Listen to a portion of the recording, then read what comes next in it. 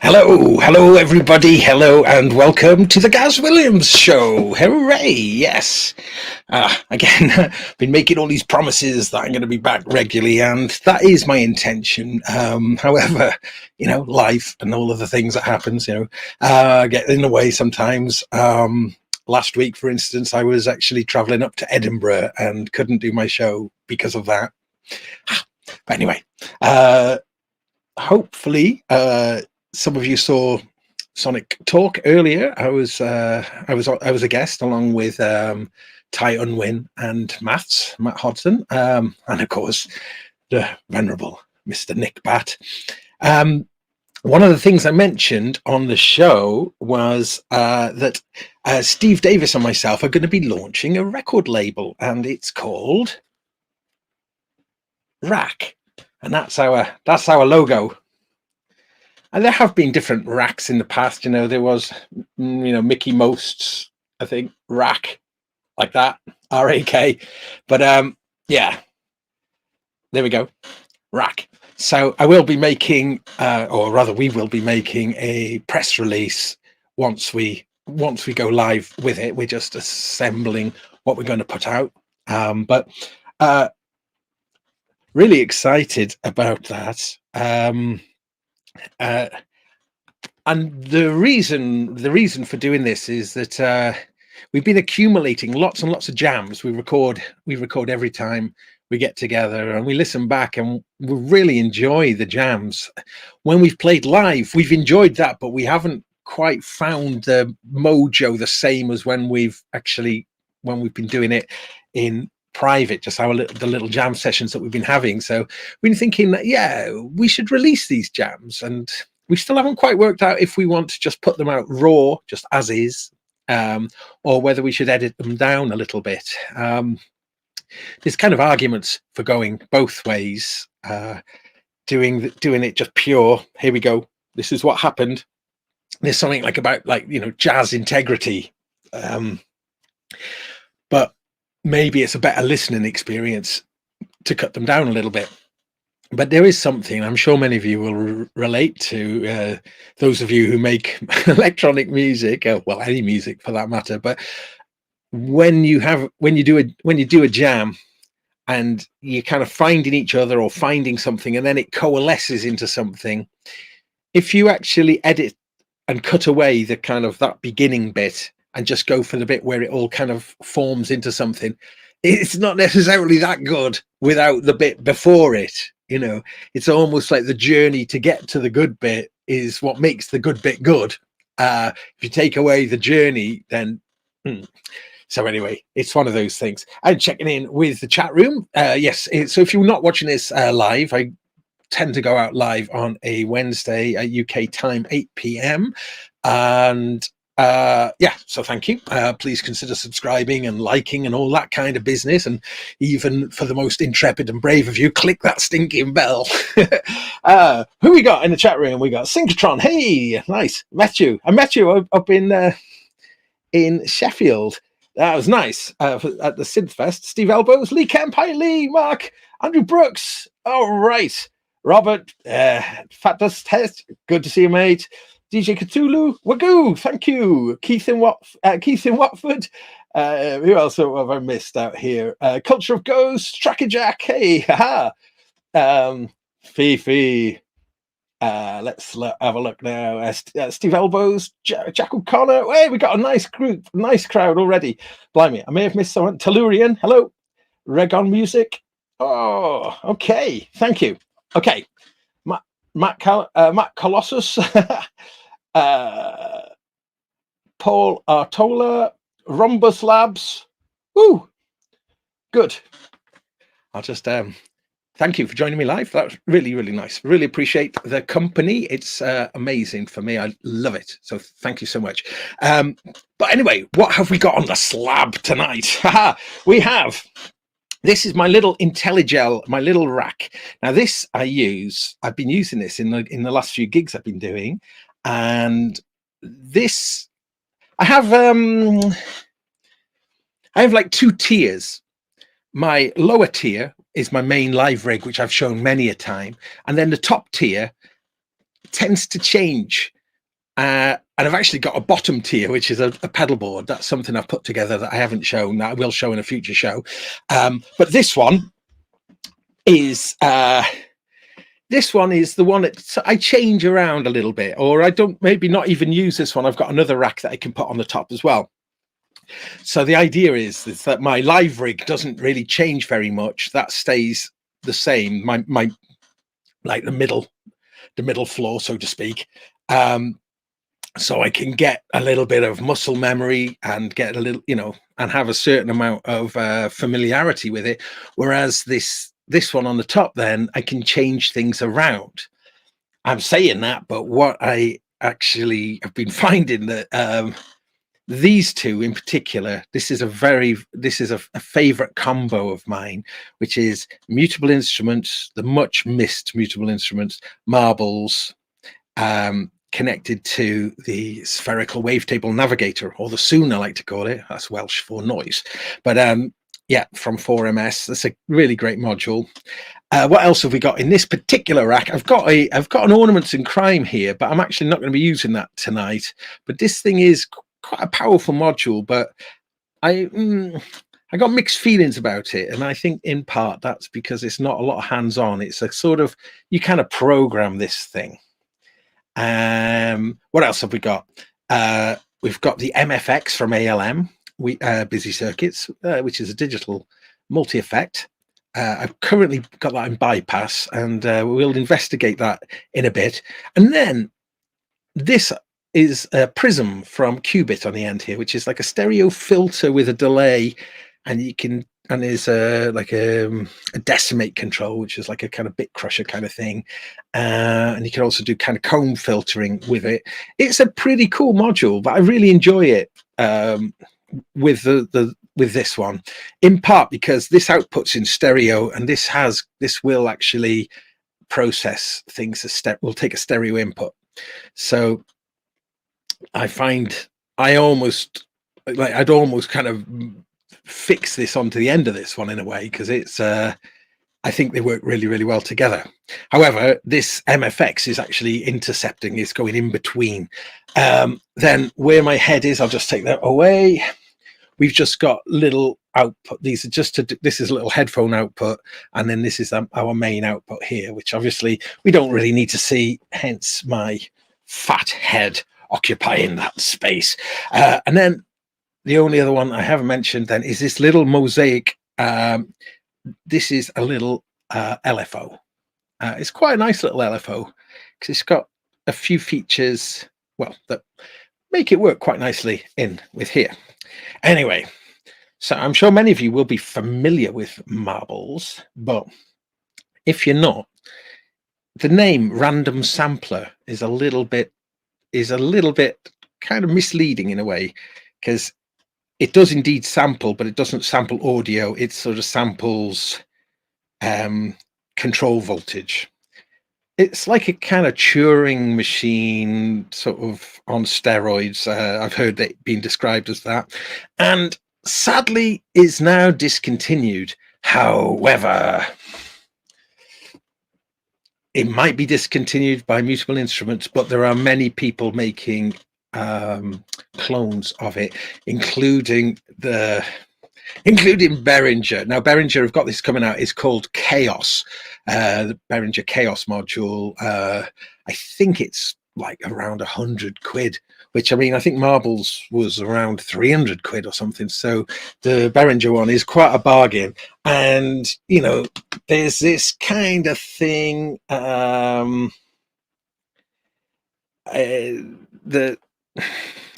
Behringer thing, you know, it's a challenge for many YouTubers, certainly.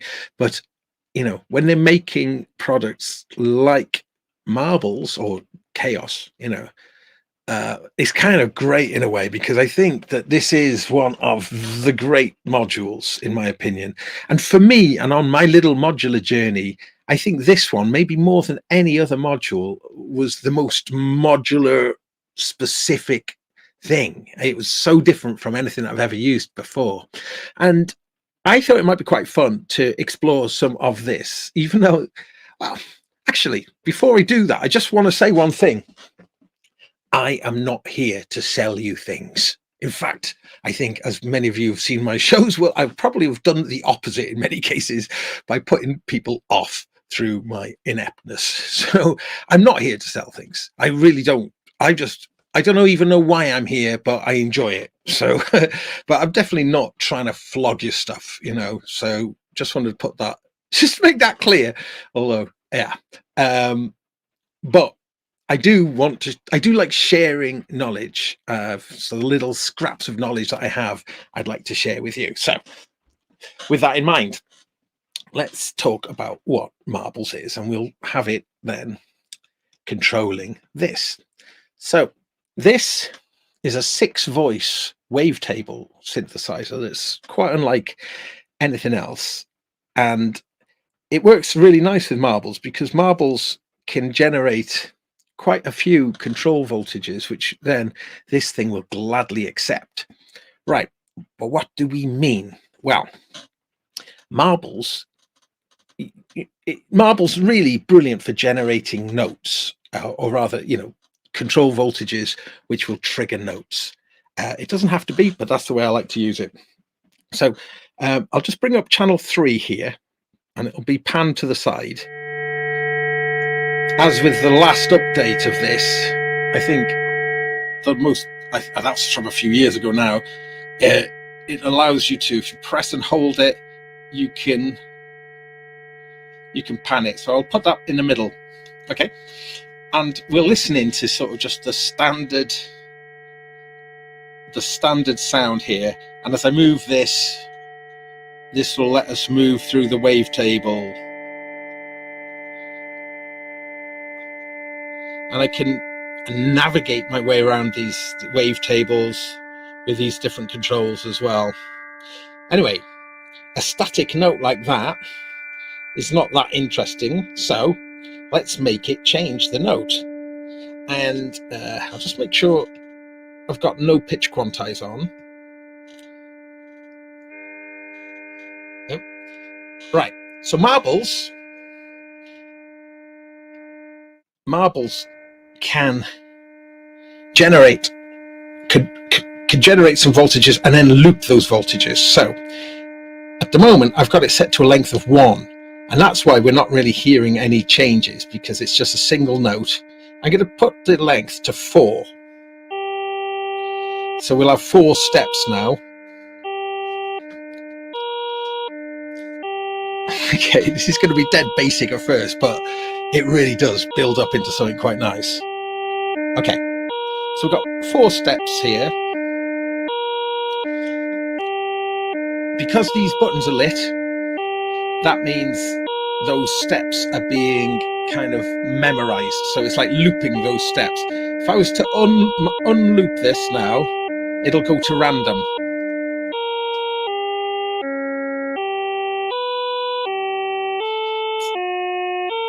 So we haven't got any kind of scale modulation. In fact, let's move this to the left now, and it'll slew between various voltages, and it'll just go everywhere in the most unmusical way. It's just random voltage. So let's press that again. So now you can hear it's looping over 4 steps. But when I've pressed that, I still have access to 16 steps. So I could open this up to the full 16 steps.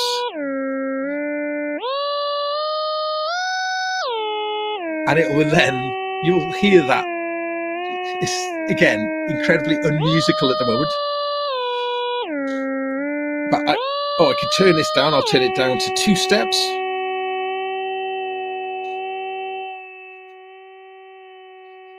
There is 2 very small steps going on there. But let's put that back to 4.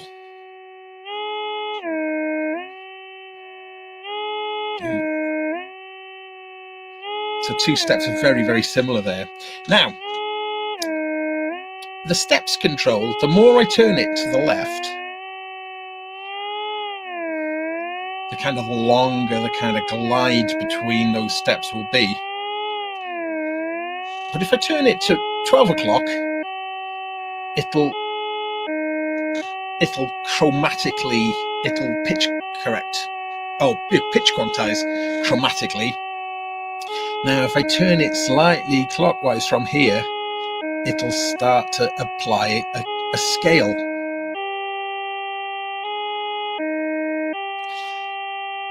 I can change what that scale is, and it's I'll leave it for now on here. It's really clever. What happens now is if I increase the steps more, what it will do is it will, within the major scale that it's working within, as I move it more clockwise, it starts dispensing less used notes within the major scale. So if I turn it all the way up, it'll only go between roots and octaves. If I turn it back a little bit,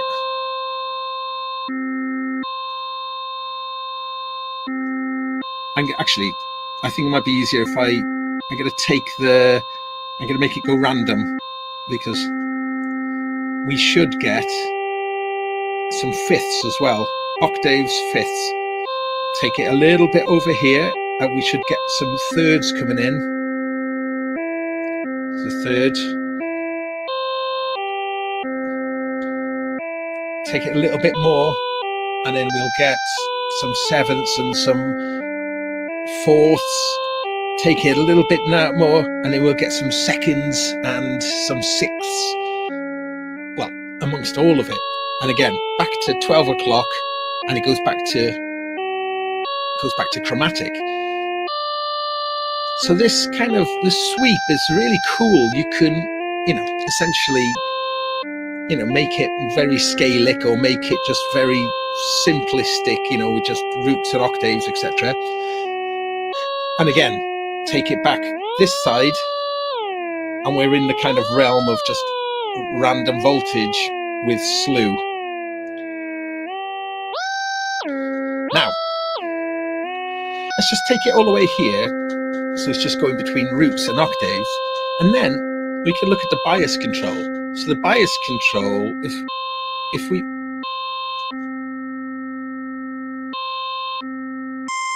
Actually, no, it'll be easier to show this on chromatic, actually. Let's just lock it down. I'm going to lock it to one note. Now, as I change the bias,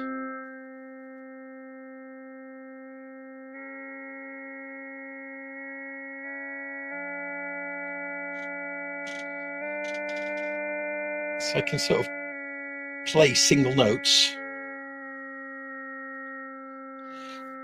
with the bias. And now the spread control, again, turn the spread control down, and then we've just got a single note here, that I can then rebias.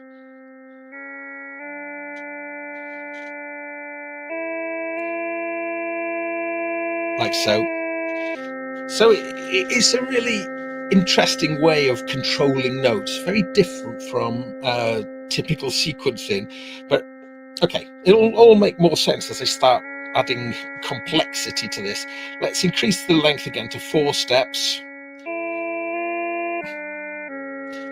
Incidentally, this side refers to the gates, this side refers to the control voltage. So this side is like the notes, and then this side is the gates. Now, we will talk about the gates in a bit, but we'll mostly focus for the moment on the control voltage, the pitches.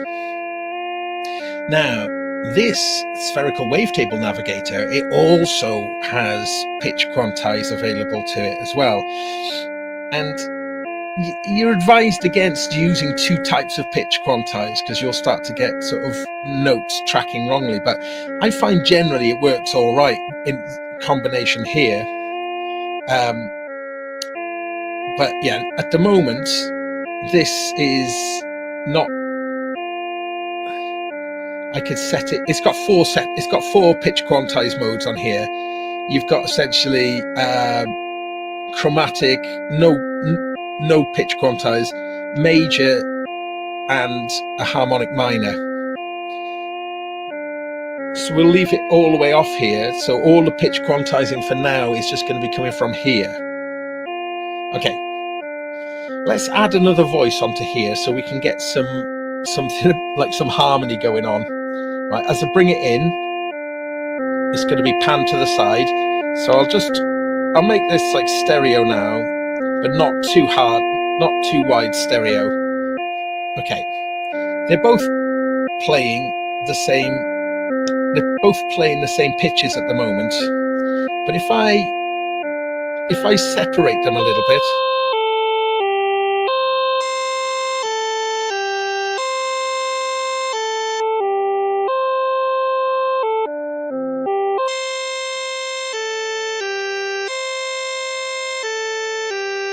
they're both playing the same pitches, but I'm changing the wavetable here. It's changing the wavetable for both. If I hold down the buttons, I could change the wavetable location for them individually. So that high. Similarly, I could change the octave range. Hold it down, change the octave range.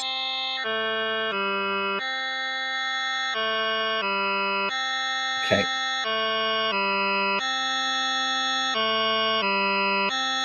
Okay, let's bring in some more voices. Bring in these two as well.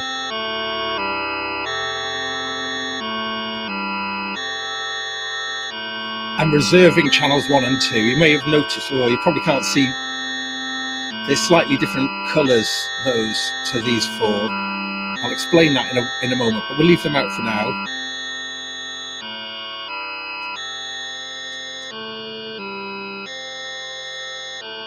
So again, we're just cycling these four steps. Now, the spread control will govern how wide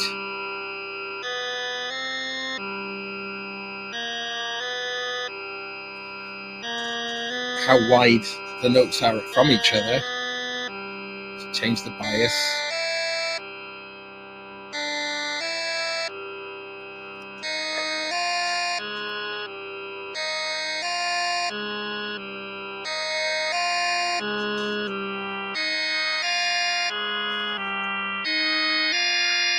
Now, this deja vu control in the middle here, when it's set to 12 o'clock, I'm controlling the rate here as well. Look.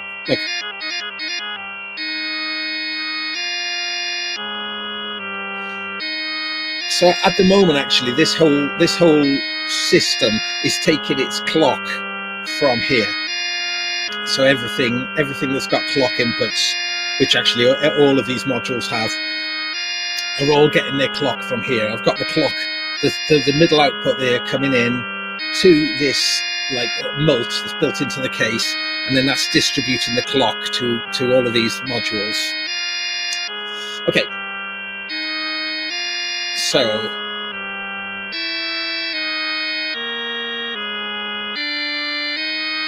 now this deja vu then, when it's at 12 o'clock, is playing back those pitches as a loop. But if I increase this clockwise, it'll start adding variations to go a little bit. Here we go.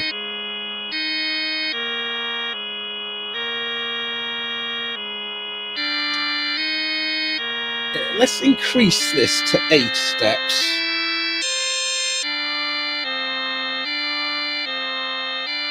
Put it back to middle, so we've familiarised ourselves with our 8-step sequence.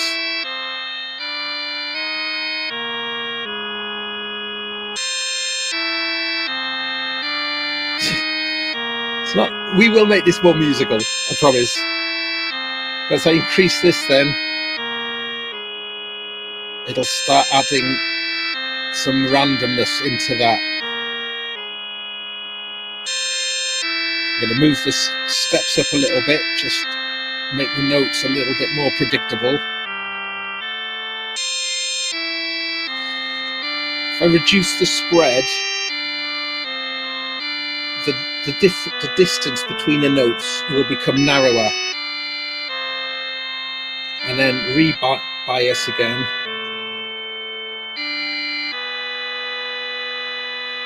So I'm going to have a little bit of deja vu going over this way. Now, if I move it counterclockwise, it starts giving me randomness in the gates, but we're not dealing with the gates at the moment. We're dealing with the CV. So I'll leave it this side, and I'm going to change the harmonic relationship between these. So we start getting kind of chords.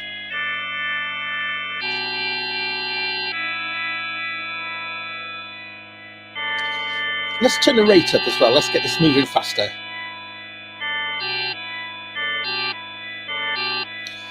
I will hear the deja vu control a little bit more.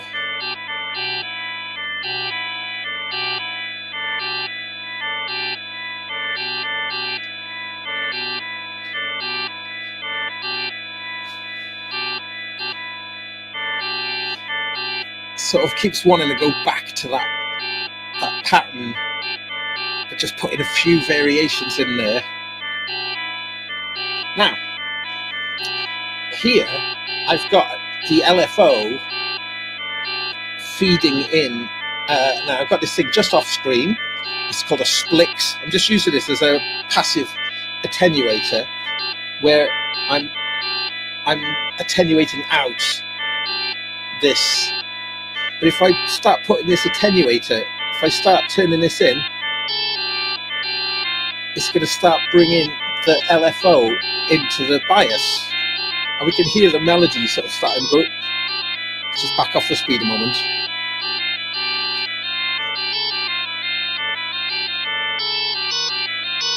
So you can hear it, the melody starting to wander a little bit. Again, I could just roll that back out.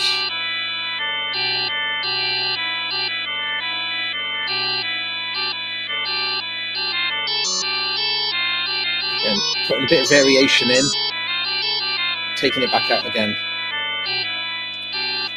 I could back off the rate here of the LFO.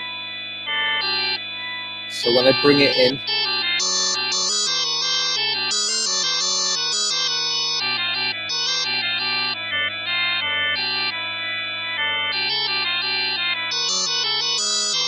actually, so this middle control on this LFO controls the wave shape of the LFO. If I turn it all the way clockwise, it becomes a gate.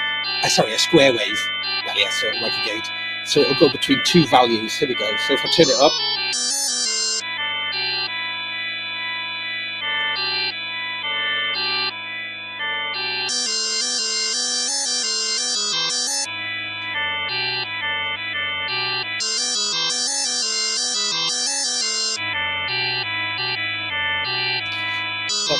I put the deja vu back to the middle to hear it a bit more consistent.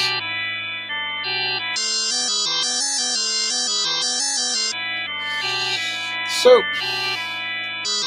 you can't clock this LFO directly, but you can plug in a reset. So if I set the clock coming out of here into the reset, let's see what happens.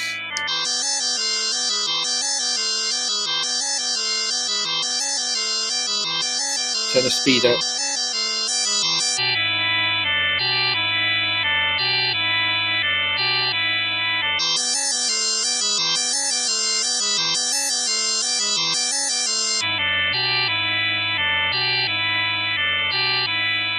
Change the wave shape to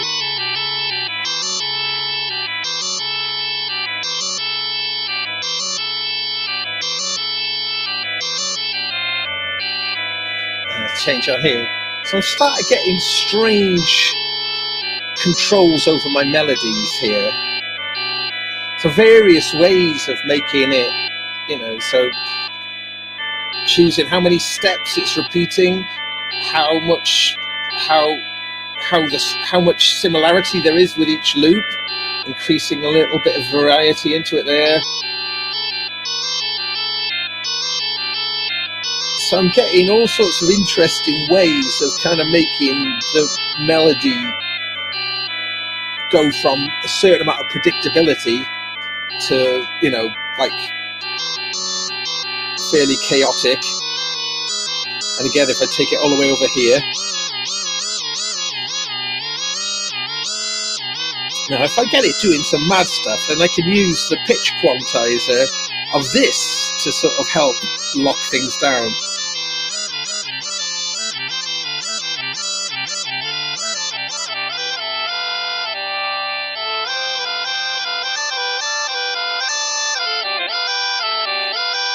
Now, sound is a bit unsatisfying at the moment because we're just listening to it quite raw, but you know, I could filter it down. Look, see,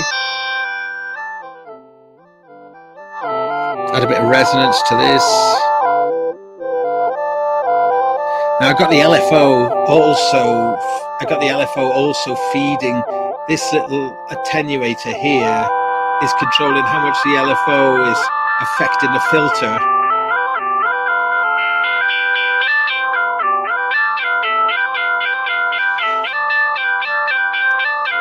And I think, just for the sake of pleasantries, let's engage the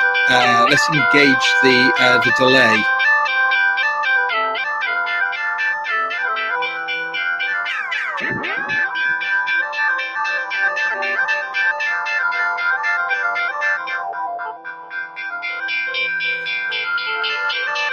And put the wave shape back to.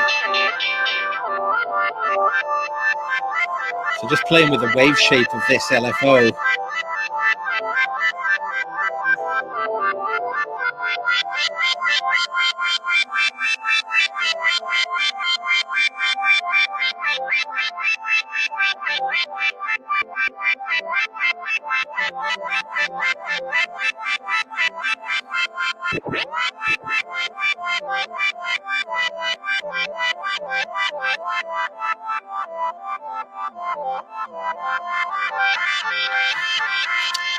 I've got a global control here of the strength of the LFO.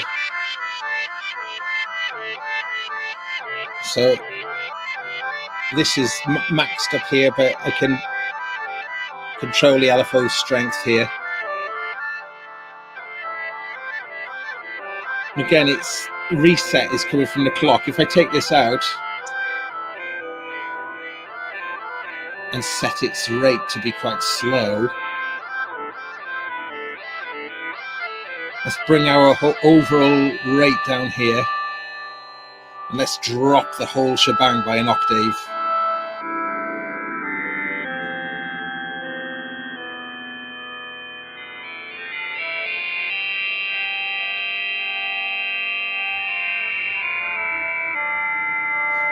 It's quite gloomy down there.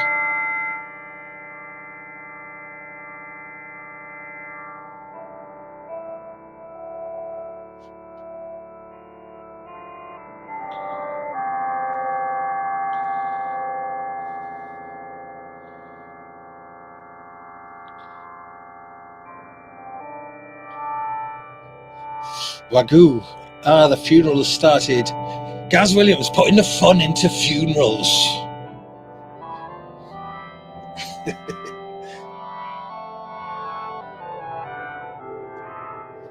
Yes. So I'm going to take the pitch quantizing off from the spherical. I'm bringing it back. So Marbles is controlling the pitch quantize. The spread control, there's a control which enables you to like you can have it like the whole control working amongst this spread, this much or this much. So if I increase that, then so the difference between the lower notes and the higher notes are going to be much bigger if I increase the spread more.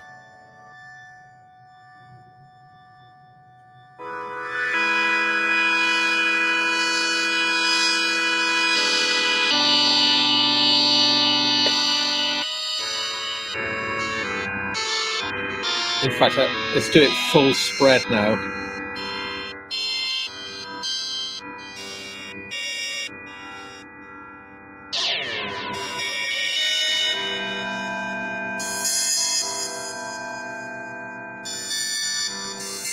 I generally like a narrow spread and use the spread control. So pretty much everything on marbles can be modulated. So as I say, we're modulating the bias, but we could also be modulating, in fact, let's do it. I'm going to bring this in. I'm going to modulate the spread control as well from this LFO.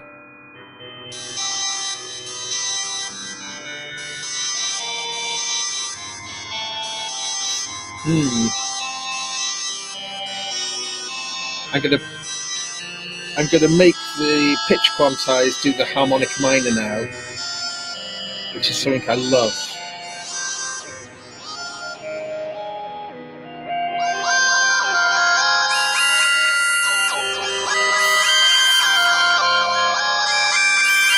Bring this reverb.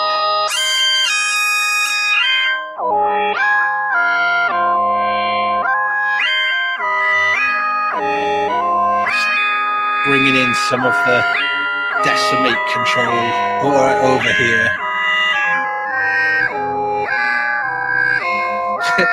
Wagyu, no more poxy major scale. We'll get some nasty artifacts going on there. Sound good. Speed everything up.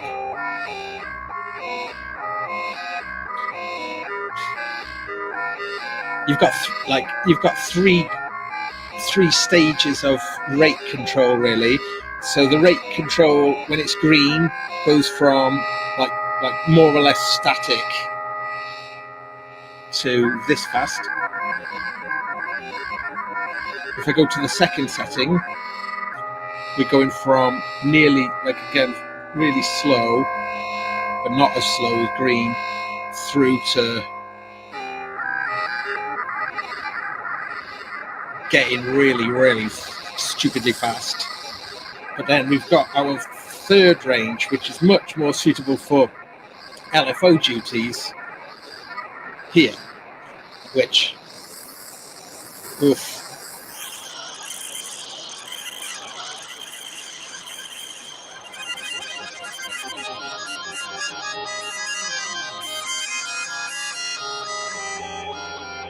So that rate control, I typically have it on the green, so my fastest is around, that's my fastest.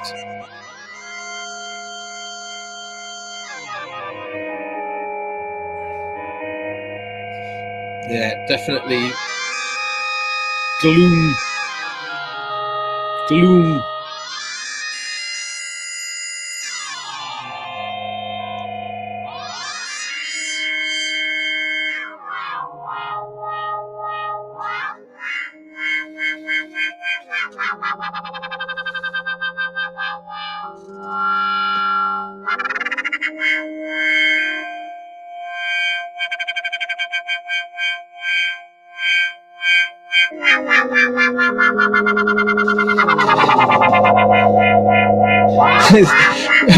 The organist is just showing off now. Yes.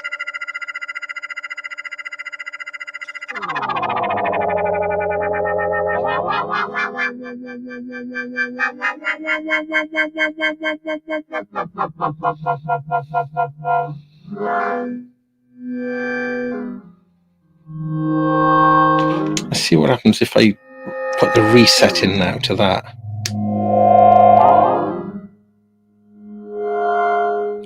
Again, so that reset is being governed by this rate control here.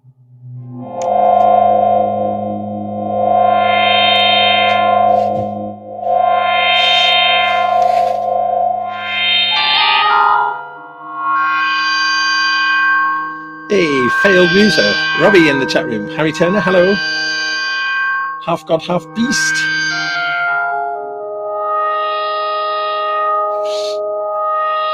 Gaz Williams, the antidote to modular gas. Yeah, that's my job. As I say earlier, I am really trying not to sell you anything.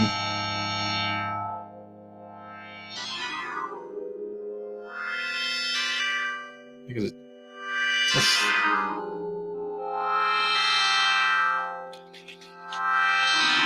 So that steps control, look, if I do bring in that steps control now,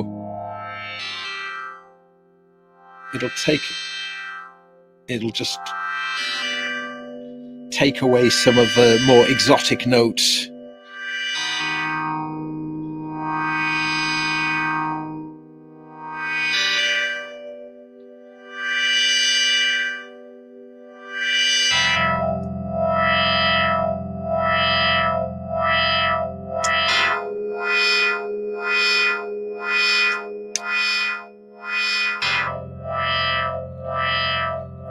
Now, the spherical wavetable navigator, each of the 6 voices, they can be, you know, the default is for them to all pretty much be doing exactly the same thing, but each one has got its own envelope, and that can be changed on a per channel basis. So what we're doing here then, channels 1 and 2, I've got it set up in a slightly different mode. Right, let's just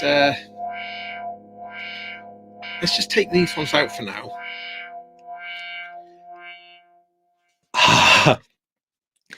And relax. Okay, so channels 1 and 2, I've put them into a CV mode. Now, I think this wasn't in the original firmware. This was something that came in subsequent releases. But like I mentioned earlier, if you hold one of these buttons down and change things, you know, like say, for instance, I hold this button down and change the wavetable location, it'll change just for that one. Now, the same applies to the kind of modes that these are in.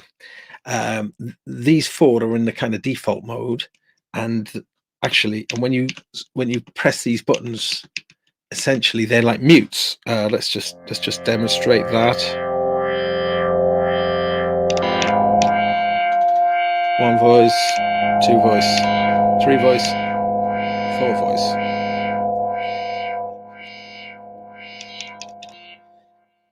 But when I push these, they don't mute, because instead what they will do is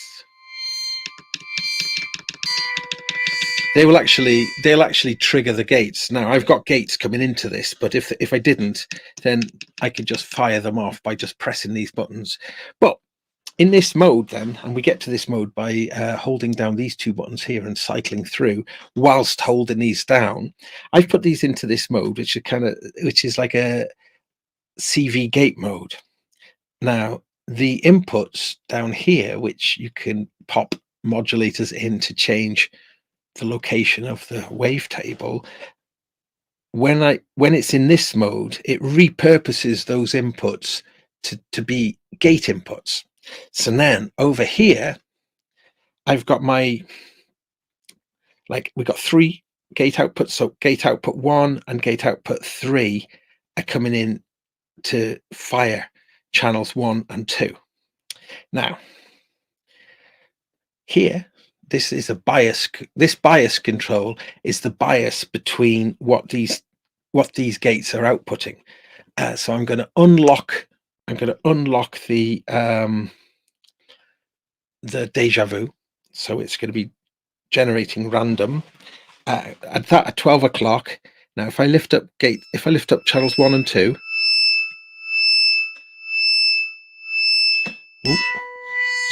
I'm going to drop these down an octave, I think.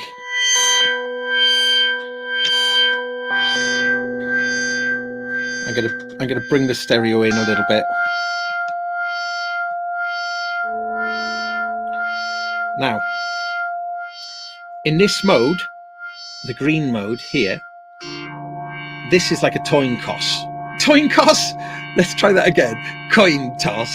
So if I was to turn it all the way to the left, then output 1 is going to get all of the gates.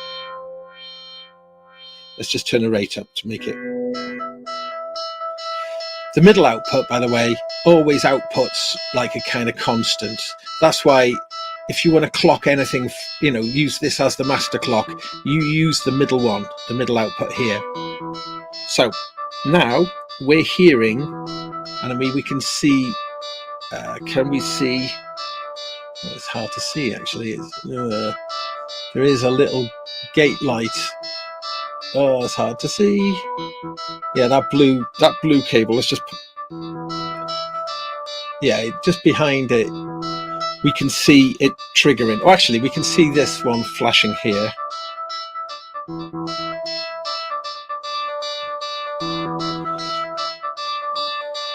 Take this all the way to the right, and it'll start firing this channel. Okay, put it in the middle, and then we'll get, again, like a coin toss. So either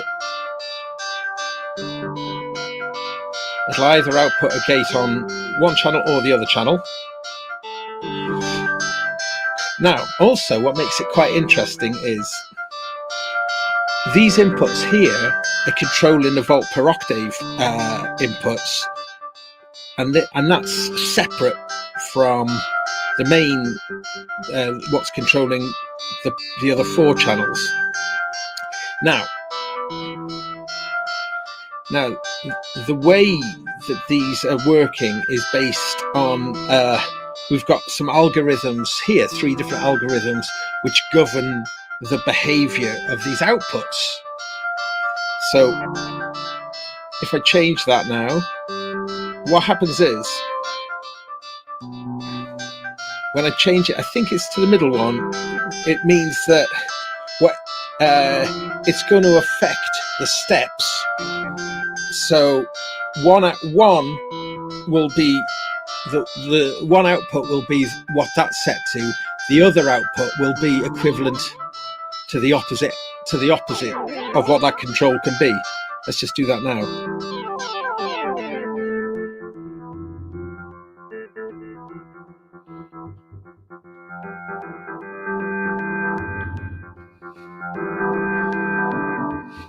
And then in the third mode,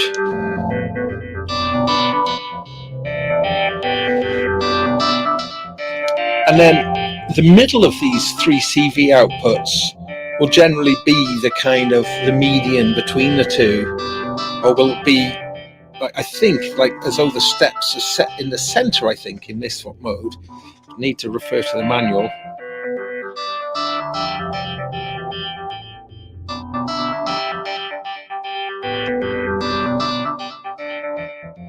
So I'm going to bring this up an octave, this one. So you start getting this really interesting interaction, like where they're coming from the same looped random voltage. Well, actually, let's just lock down the gates as well. Let's bring this back to 4 so we can hear the. And I'm going to turn off. I'm going to turn off any modulation. Let's take it all up an octave.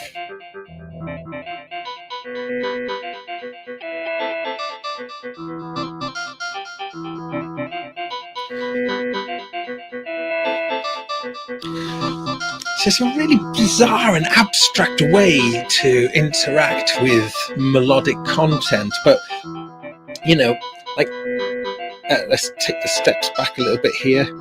It'll add a few more notes. I'm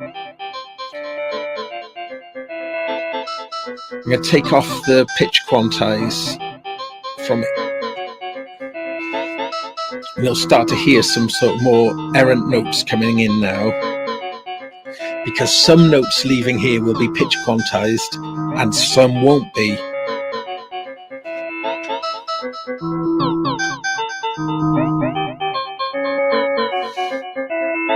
So again, if I go into this green mode, the steps, it'll affect both channels.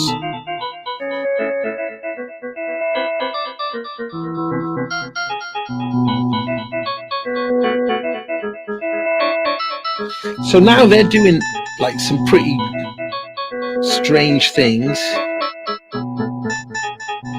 Again, the rate control.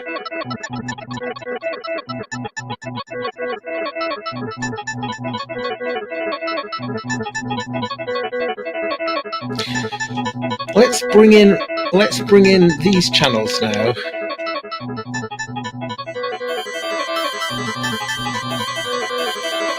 So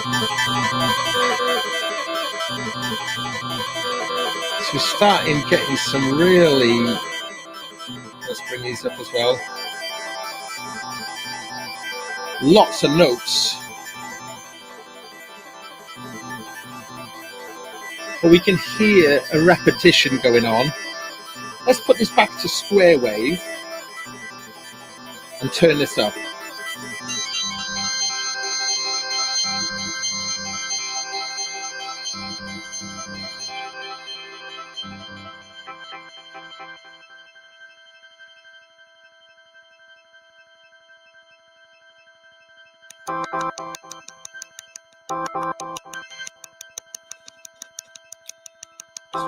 Drop the whole lot down an octave. I'm not sure where the clicking's coming from. Well, the square wave, let's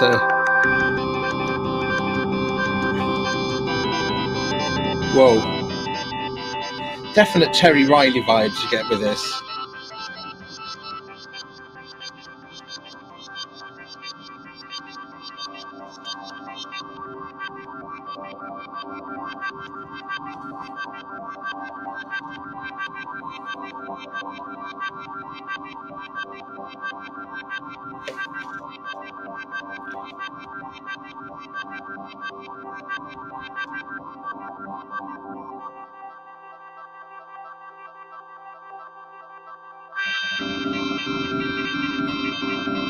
So yeah, just small changes of the wave shape of the LFO is having a really big effect on this.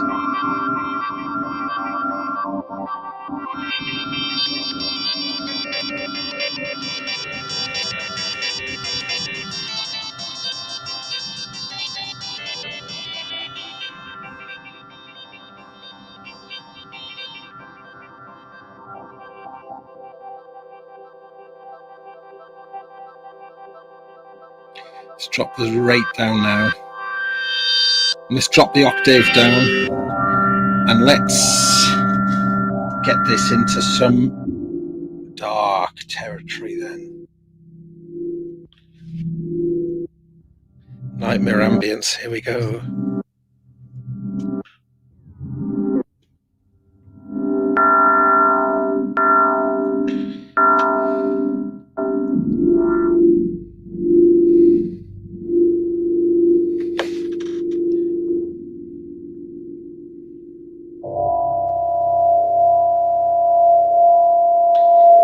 Yeah.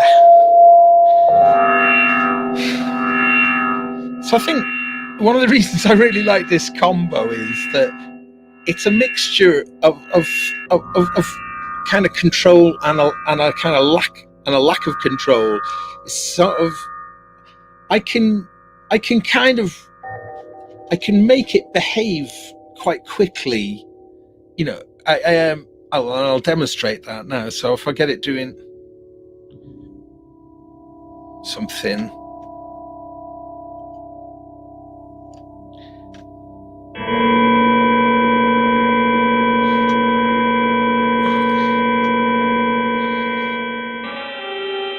It's definite nightmare ambience, this is.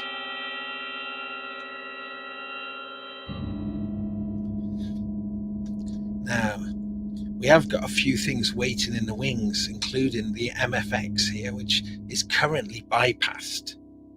So, but, you know, like, so this kind of gloomy thing, if I wanted to make this gloomy thing really sunshiny and happy, I can do it relatively quickly.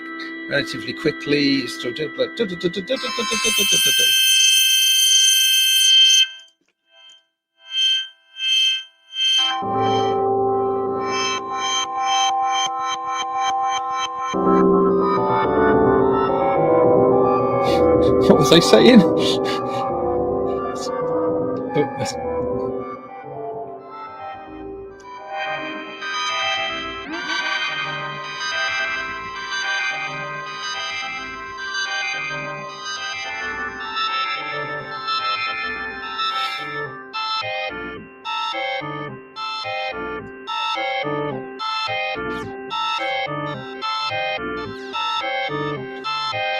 It's not that sunshiny or happy.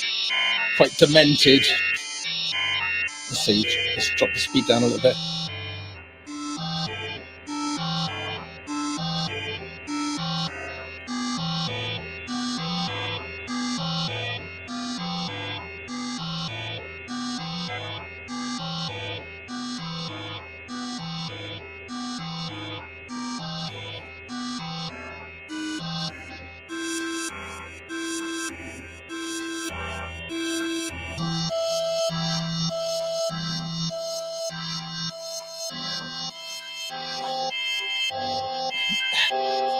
It's nearly sunshiny and happy.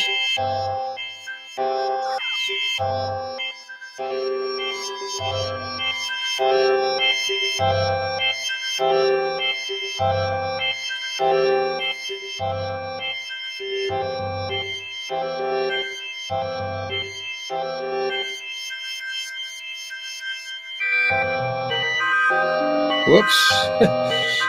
So it's that thing again, you know, the combination of kind of chaos and control. Again, I've wired this in a particular way. You can wire it in a multitude of different ways.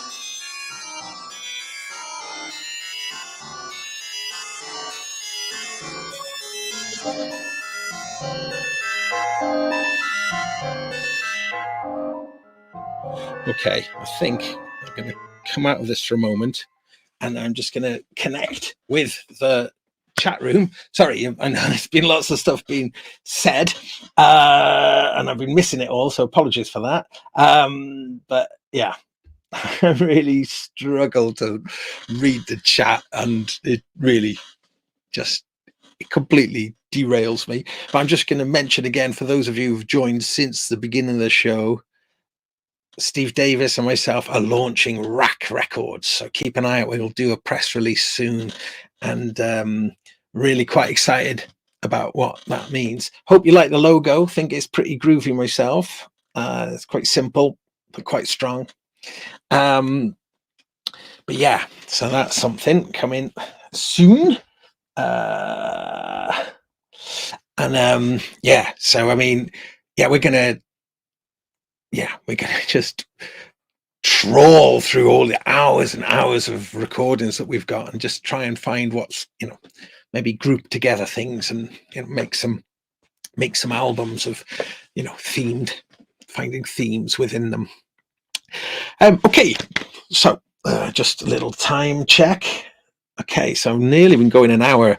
I'm typically thinking an hour feels about the right sort of time I should be doing streams for. So really, by all intents and purposes, I should be wrapping now. So I will just check in with the chat to see if you want me to go on a little bit more, or if you think it feels like you've been subjected to enough nightmare ambience and feel like you need to do something else. But yeah, it's thanks for the nice comments. So I was like mentioning earlier as well, like, you know, Matt Brown, more please. Oh, that's very sweet. 30 more minutes. Okay, we'll go on a little bit longer then. Just but oh yeah, because actually the MFX, I haven't actually brought in any of the MFX yet, and this thing I can't really see it because of this cable sausage in the way. There we go. That was for Wagyu. The MFX is an interesting little module.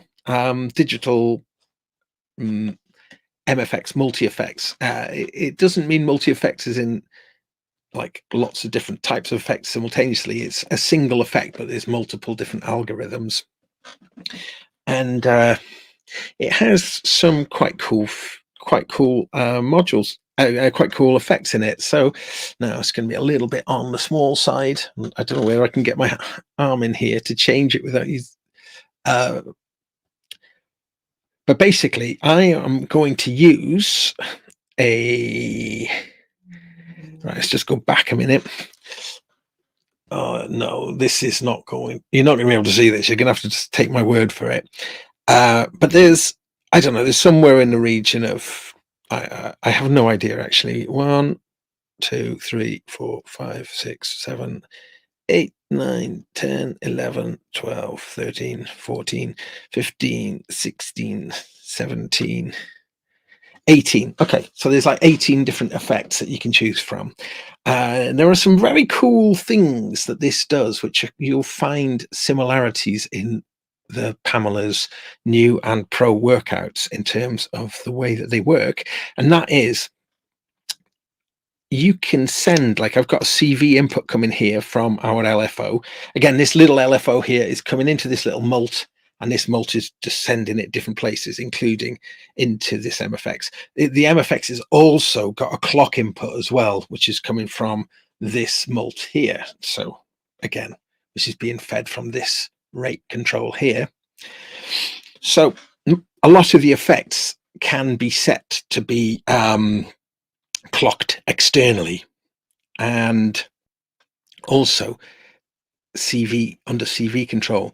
But what's really nifty is any of the parameters you can tell, you can set them to be modulated by either, well, I've got my 3 CV inputs here, but you could set every parameter to be modulated from CV1, for instance, and for each of those you can choose the strength and the offset of that CV1. So that CV1, only just putting one CV control in, can be set to do lots and lots of different things.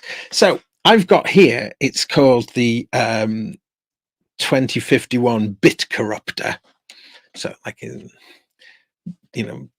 bit rate sample rate reducer, but also kind of like a glitchy thing as well. So what we'll do is we'll get something sounding relatively sweet, and then we will put some of this stuff on. We'll put some of this stuff on, and then we'll have it being modulated and clocked as well. Okay, so let's get something sounding relatively nice.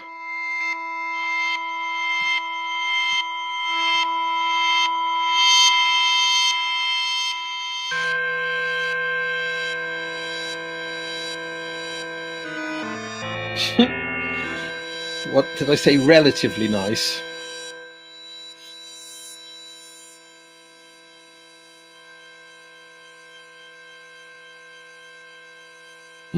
I want shorter notes, so let's get some faster. Oh dear. Okay, let's try and get this sounding a bit nicer.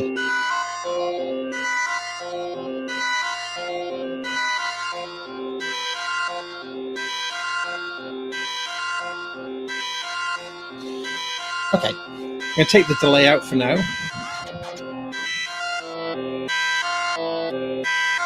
Okay. Right. So I'm going to bring in this MFX now. There's a bypass on here. You hold the back button and press the encoder. Oh, it's hard to see. Sorry about this. Let's bring it in. So, bit depth is set to 16-bit at the moment, but sample rate set to 44. We'll mess with these. Clock external now. So it's getting our clock. But so there's a clock multi, which is set to 1.3. I could change that. 1.5, or I could put that. The clock could be changed by the LFO. Let's see that now. Put it to CV1.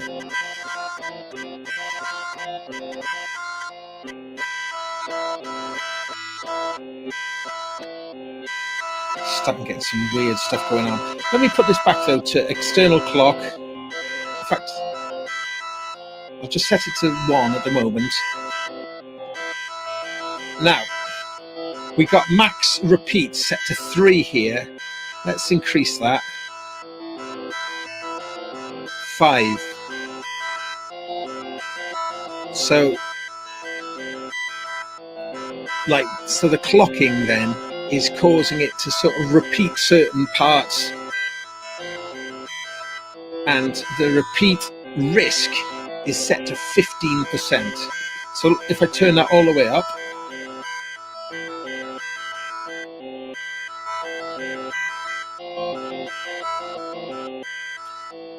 It's difficult to kind of quantify that, I think. But also, it's got glitch risk, and the glitch risk is set to 75%.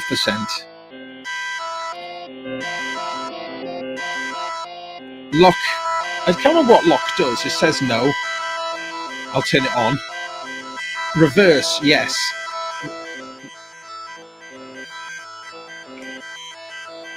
Mix, 50%. So like mix, for instance, if we turn it all the way to the left, it'll give us our CV1 control now. So now,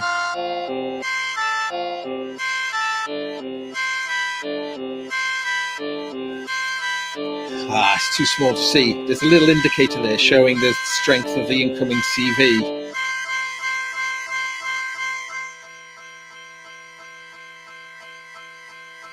Right, so our glitch.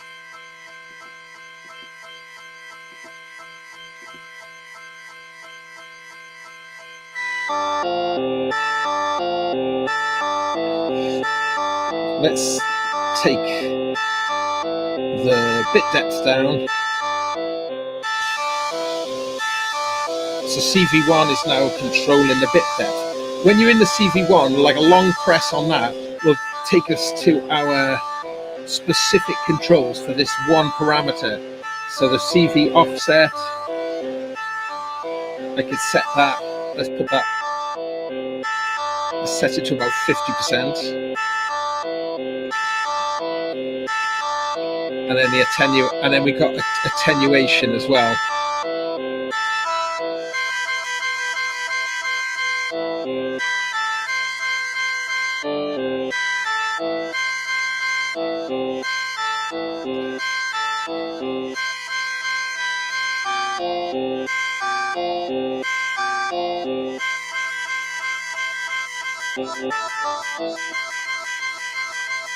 Just kind of cool things going on with it. I think we need some of our delay back again.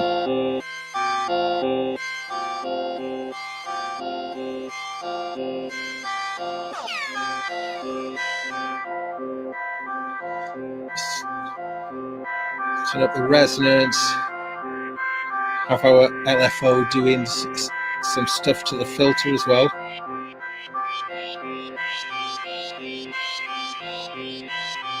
Let's bring up these channels as well.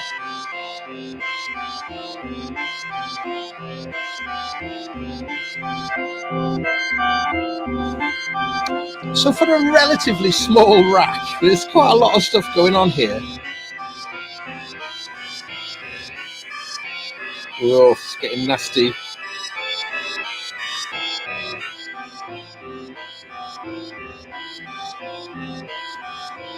But Marbles is great though for like big gestures in very quick moves.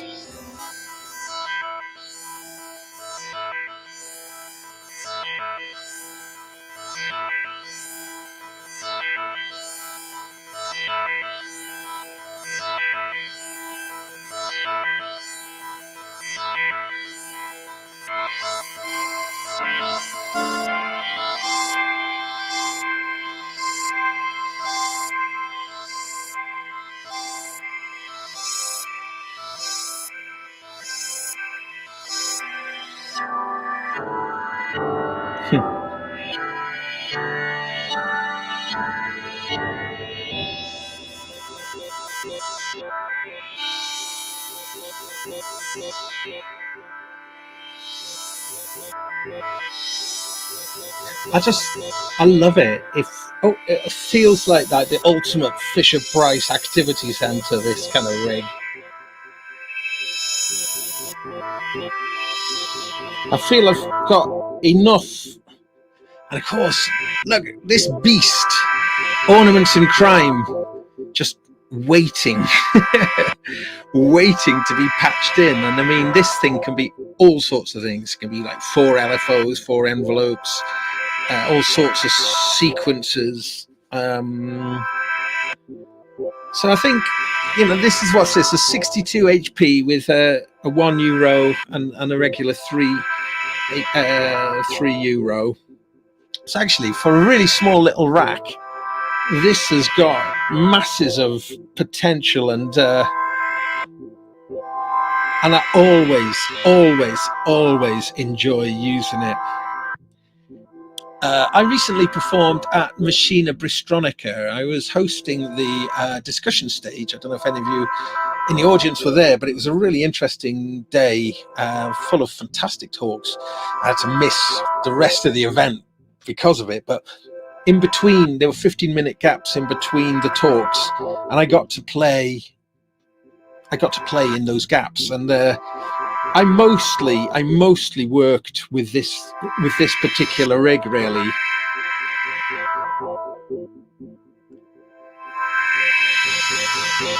Yeah.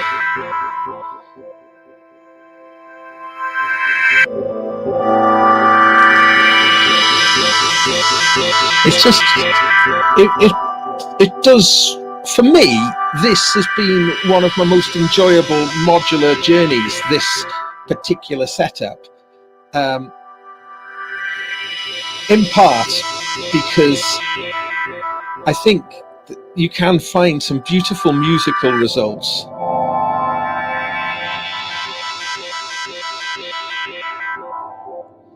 and it's unlike anything I've ever done before. So I know quite a lot of you have followed my journey from the beginning, or my modular journey, which I started more or less in the lockdown in 2020, and that journey has taken me into all sorts of situations, including my gig that I did last week in Edinburgh. Long way to go for one gig, but it was worth it. And that will be uploaded soon onto the Wavetable YouTube channel. So I'll try and link to that. So there's a a nice high quality recording, video and audio from that concert. So you'll be able to see it for yourselves if you are so interested. But yeah, that was my first sort of headline slot. I mean, and I say that maybe in inverted commas there, but yeah, so I felt very honored to be given that role, and I really enjoyed that performance. I think it was very liberating, and as with all my live performances, can be quite patchy, and there's some bits which are but having that hushed audience, everyone sat in rows watching. It's quite like a formal presentation in a way, in an art gallery, and it was full, sold out, so it was as full as it could have been. I don't know, I felt really, yeah, I felt something which I can only attribute to the regular gigs that I've been doing in my bass playing life, that other life that I have, and it felt like I was starting to really feel live. Well, I've had it before, but I really enjoyed it, and I felt liberated, and it was such an exciting thing to have that liberated feel. Yeah, so I mean, thanks to Oz from Expert Sleepers, and to Simon, who was the host, the MC, and yeah, it was great, and got a fabulous response at the end of the performance. It was a brilliant, people actually cheered. So yeah, I felt I was on cloud nine, really. And again, this kind of journey, this modular journey, I wasn't planning on doing it. Mylar Melodies is to blame. I've told that story many a time, but Mylar kind of trapped me into. He basically sent me an empty rack. And he knew that an empty rack would just be irresistible, that I would want to fill that rack. And yeah, I filled that rack many times over now. Anyway, I think I'll probably sign off now. So thank you very much for joining me. Please consider liking, subscribing, and ring that stinking bell, blah, blah, blah, all that kind of stuff for whatever reason. I don't know. Hope you've enjoyed this. I mean, I've really enjoyed it, so hope you have too.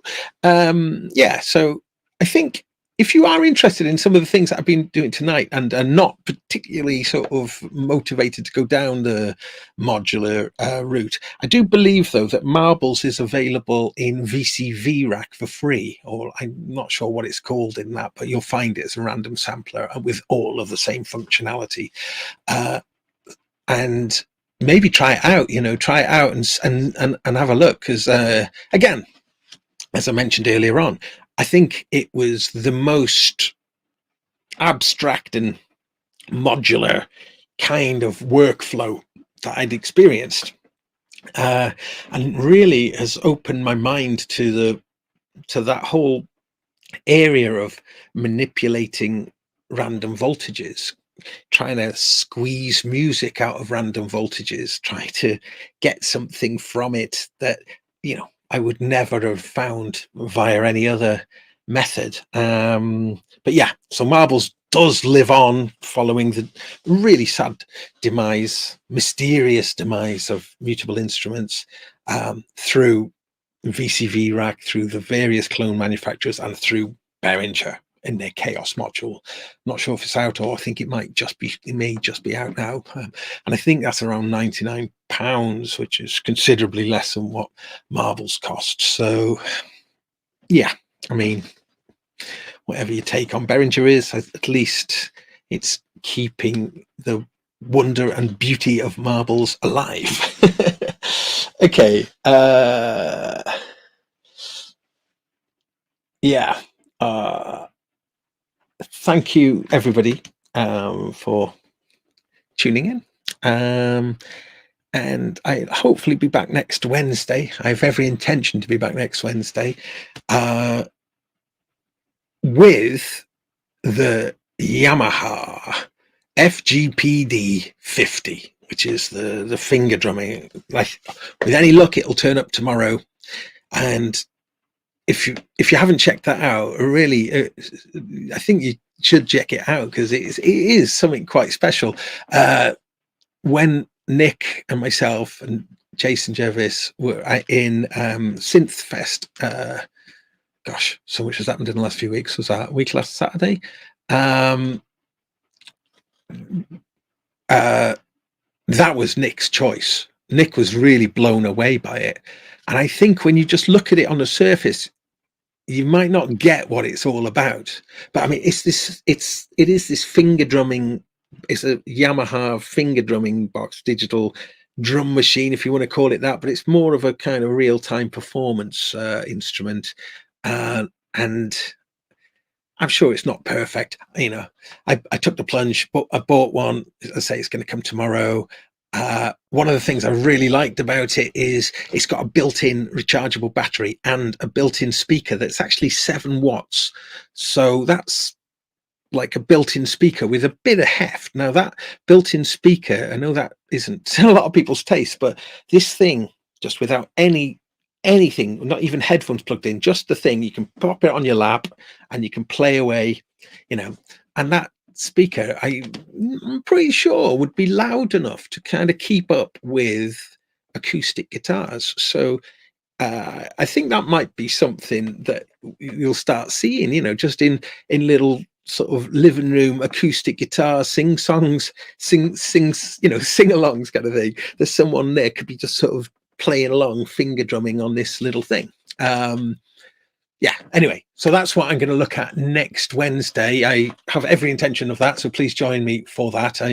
Hopefully we'll have learned it a little bit more. I really want to kind of get to the bottom of what it is capable of in the whole menu structure, like deep diving into it and find out. One of the big omissions on there is no MIDI other than over USB, which is a real pet hate of mine. And for the brand new product, it's using micro USB, which there's no need to do now. As we all know, USB-C is a far superior way of connecting things, and micro USB is the worst of them all. So that's That's one of the worst things about it. However, it does do MIDI over USB. So I've got a RetroKit little USB host, USB to MIDI host. So yeah, so I want to be able to clock it to gear so I can, like, one of the things that's amazing about this finger drum thing is that every one of those pads, you can set a different sort of beat repeat rate on there. So as you press them, it'll just do a repeat at whatever setting.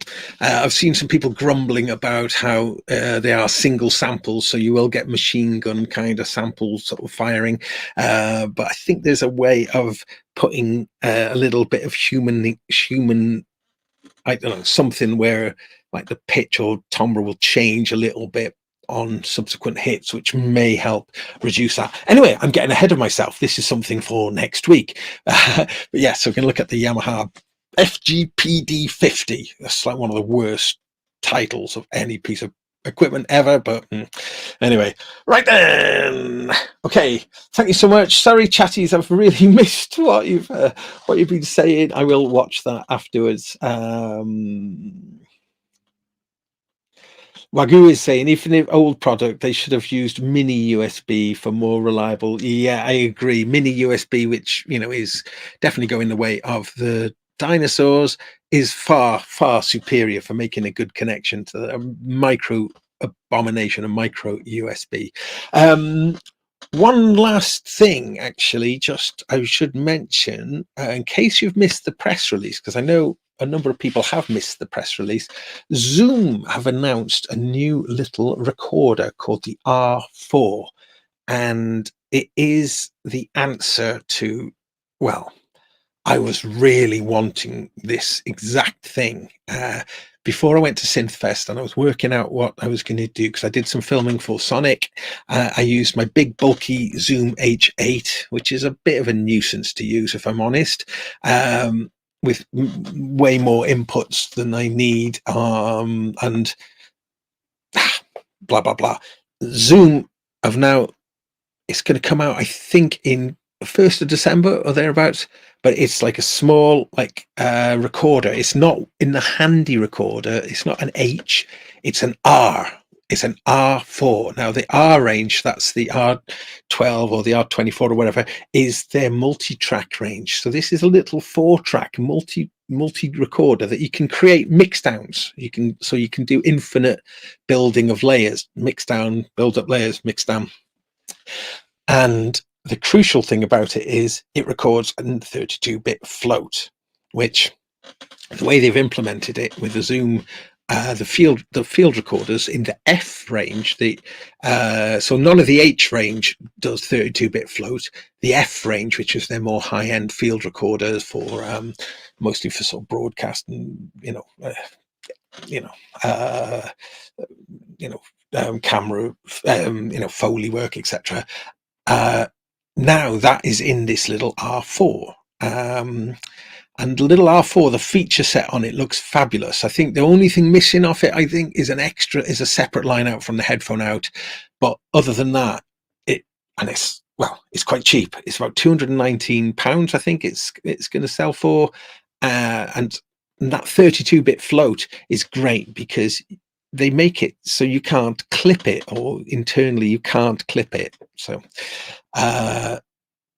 my friend Ryan, he uses the Zoom F3 and he loves it for the 32-bit float aspect because of that lack of clipping. So and again, that would be a brilliant unit to use when you're out making videos at events like Synthfest or Machina or Superbooth, because you've got your 4 inputs, a little mini jack in, stereo input where I would feed that from my little Rode Go mics, and then you've got combi jacks coming in, either XLR or jack, pair of them for taking the audio from the device that you're looking at. And with that 32-bit float as well, being able to be pretty confident that you're not going to clip your mix. Anyway, I mentioned that just because I think it looks brilliant and it's really affordable and could be just a ticket for that thing if you just want to always capture your recordings, be it at gigs or at in the studio without having to fire up the computer, etc. Anyway, right, and on that note, again, I'm not trying to sell you things. I promise you, I'm not. I'm just an enthusiast for music technology, and it just some things kind of really interest me, and that one certainly has. Okay, until next week, have a wonderful time. Be kind to people, even if they don't deserve it, as I like to say. And yeah, thanks a lot.